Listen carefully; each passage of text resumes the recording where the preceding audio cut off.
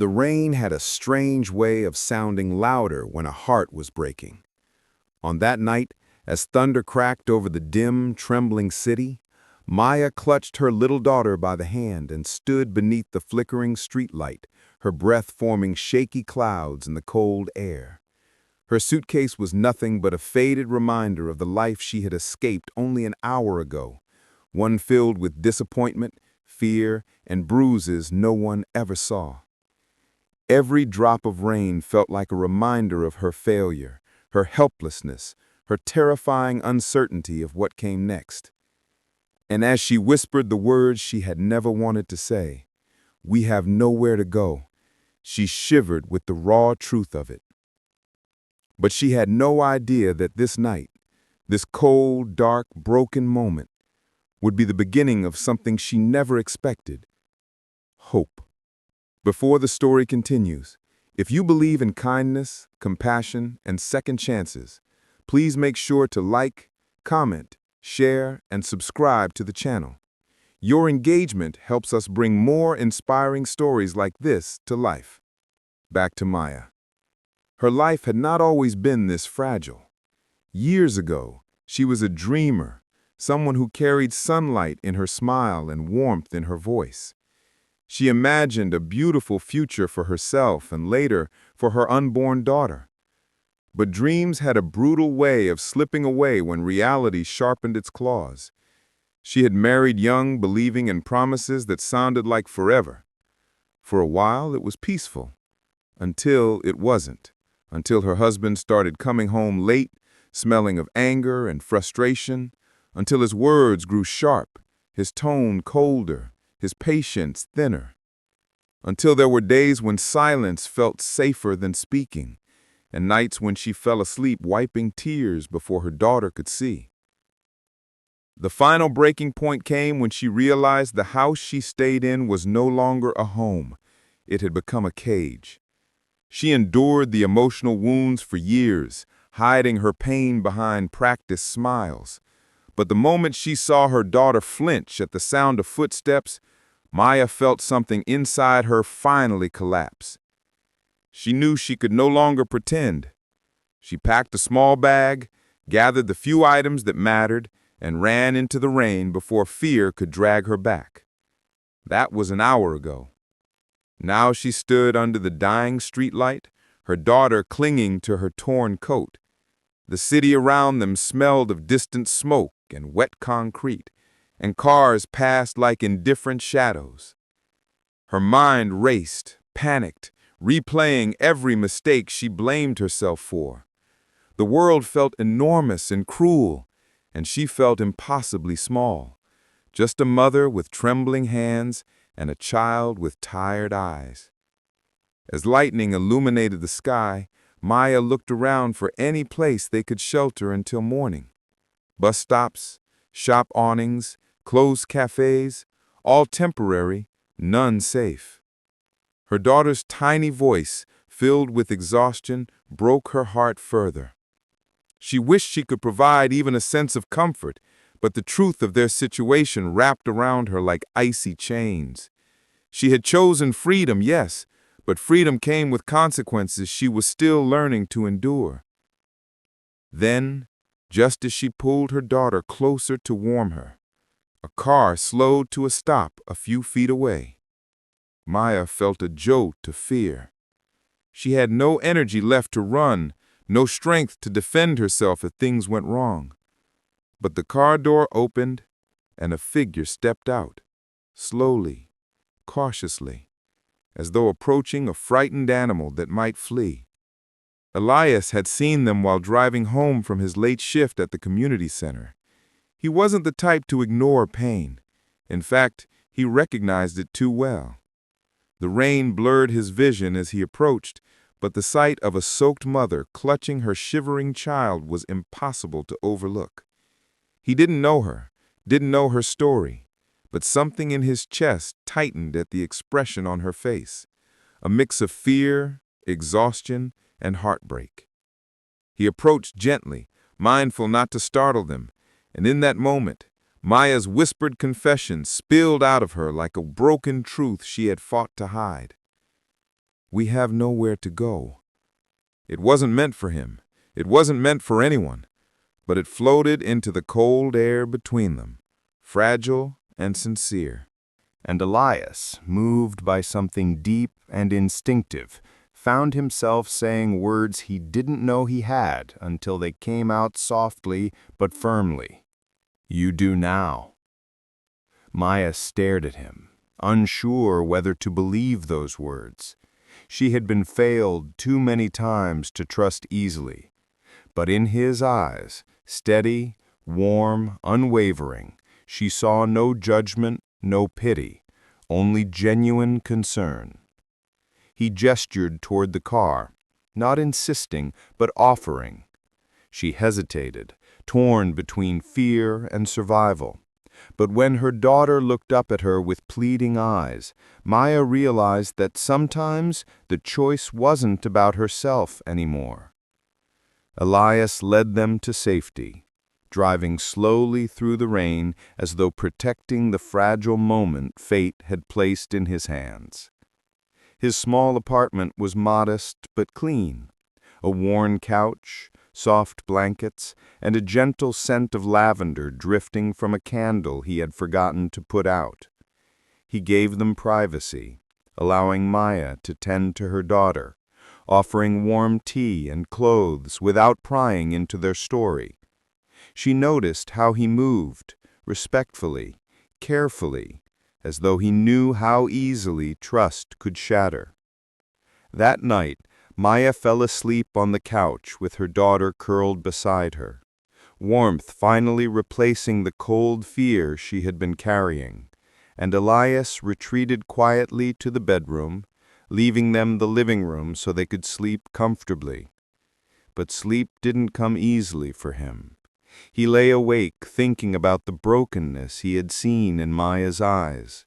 He recognized it because he had lived through his own version, the pain of losing his wife in an accident years ago, the grief that had clawed at him ever since, the loneliness of coming home to an empty apartment.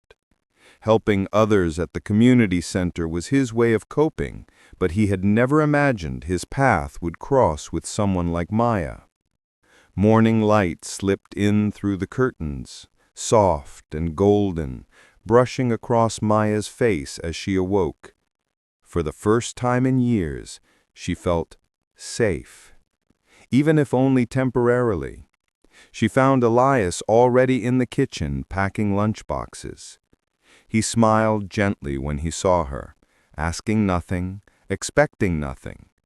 And though her instinct was to apologize for being a burden, he stopped her with a simple shake of his head, assuring her she wasn't. Days turned into weeks. Maya tried to contribute, cooking meals, cleaning, helping at the community center when Elias offered to bring her along. The center was a place filled with stories, struggles, and healing.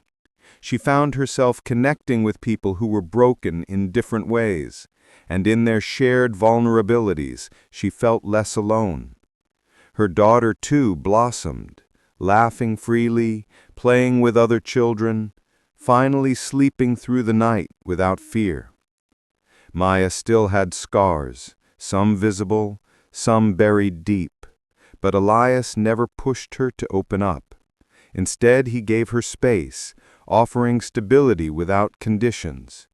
He became someone she could rely on, someone who listened without judgment. Slowly, the icy fear inside her thawed into something warm, something steady. But healing wasn't linear. There were nights when memories resurfaced, nights when she cried quietly in the dark, thinking Elias couldn't hear her. But every morning, she found a cup of warm tea waiting on the table, with a small note reminding her she wasn't alone. With time, Maya began rebuilding her life. She attended workshops at the center, learned new skills, and eventually found a small job helping with administrative work. Nothing big, but enough to make her feel capable again. Her confidence returned piece by piece, like a puzzle she thought she had lost. Elias watched her journey with admiration. He never tried to step into her life more than she allowed, but with each passing day, they found themselves sharing moments that felt gentle, calming, and unexpectedly meaningful. They laughed at simple things. They spoke about dreams they once abandoned. And slowly, a quiet bond formed, not rushed, not forced, just naturally blooming between two souls who had been through storms. One evening, as the sun dipped below the horizon, bathing the city in golden hues, Maya stood on Elias's balcony. She watched her daughter drawing with chalk on the pavement below, her laughter ringing through the air. Elias stepped beside her, their shoulders brushing lightly. She felt warmth spreading through her chest, warmth she hadn't felt in years. She thought back to the night she met him, the rain, the fear, the hopelessness, and then his words, simple, yet life-changing. You do now. Those words had given her a second chance, a lifeline she didn't know she needed until it was offered. She turned to him, tears glistening, not from pain, but gratitude. She realized that kindness had saved her, not charity, not pity, kindness. The kind that didn't ask why, but asked, how can I help? The kind that healed without demanding anything in return. The kind that felt like home.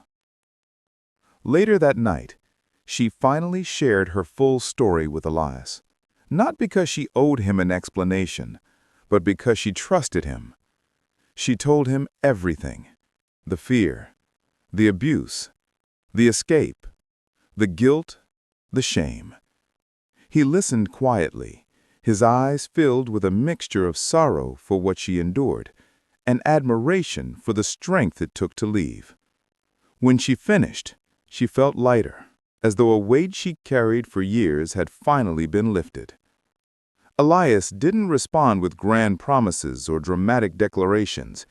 He simply placed a comforting hand on hers, steady, warm, grounding. And in that small gesture, she felt seen, valued, and finally understood. Months passed, and Maya's life continued to transform. Her daughter thrived in school, her smile brighter than ever. Maya saved little by little, determined to someday repay the man who had given them a temporary home and a permanent sense of hope. But Elias didn't want repayment. What he wanted, quietly, privately, was for her to heal, to grow, to rediscover her worth and strength. And when Maya eventually found a small rental apartment she could afford, Elias helped them move with a warm smile hiding the quiet ache in his chest. He'd grown attached, not out of obligation, but out of real, honest care.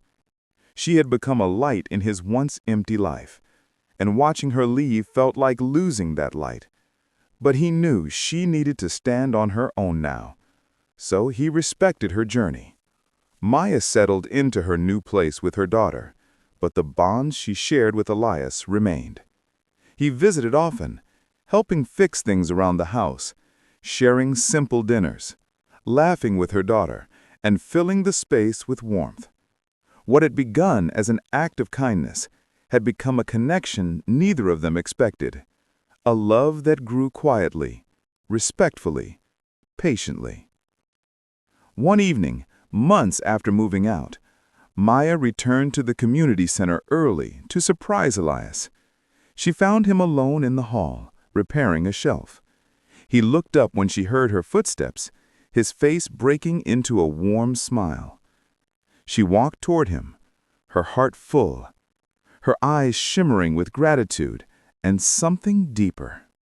She told them something that made his breath catch, that even though she now had a home, even though she had found stability, she still felt safest where he was.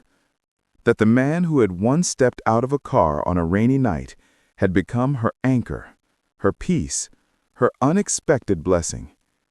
Their journey didn't need labels or rushed promises. It simply continued.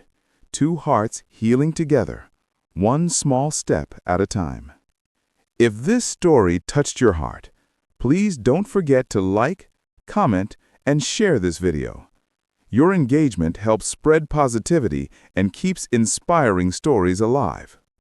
Before you go, let us know in the comments what part of this story moved you the most. And as Maya looked at Elias that night, with gratitude flooding her heart and hope shining in her eyes, she realized something life-changing. Sometimes the most beautiful beginnings emerge from the darkest nights, and sometimes a single act of kindness can rewrite an entire future.